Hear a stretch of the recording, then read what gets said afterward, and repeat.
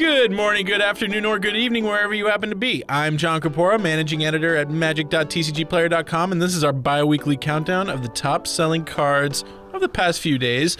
Let's get into it! Mardu Vehicles used to really do a number on blue-red control. Gideon was tough to answer, and an Archangel Avacyn in response to a sweeper used to be lights out. And that's not really the case anymore, thanks to Hour of Devastation. What used to be a bad matchup for blue-red control just got way easier. For my money, the best deck for the existing standard metagame is red-green ramp.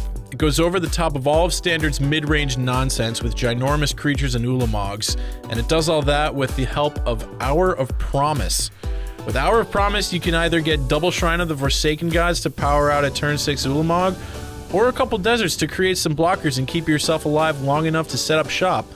Or you could get some utility lands to hose your opponent. It's a ramp spell the likes of which we haven't seen in a while. Earthshaker Kenra is an exciting card.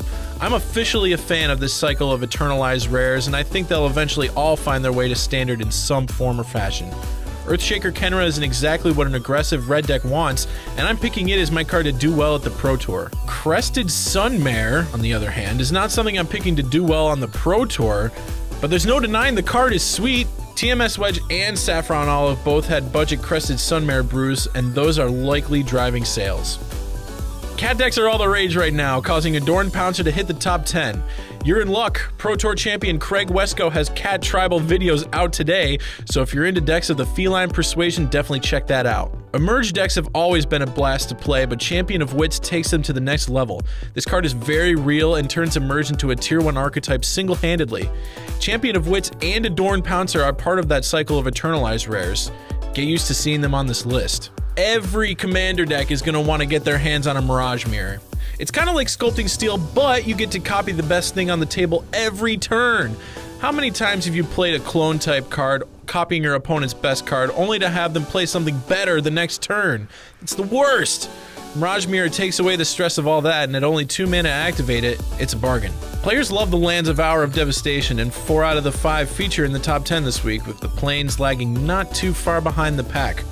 All 5 will make it eventually, I'm sure. There's not really much to say about Supreme Will that hasn't already been said, but I will add that as Standard trends more towards mid-range, Supreme Will only get better, countering more expensive spells late as well as digging deep for specific answers.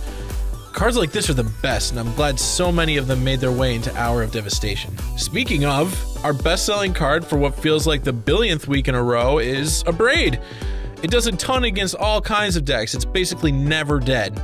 As well as killing any small creature, it destroys Oketra's monuments, Gear Hulks, Metalwork Colossus. It does a lot. The only matchup it's pretty dead in is Ramp, where it only hits Walking Ballista, but that's still a pretty good hit rate.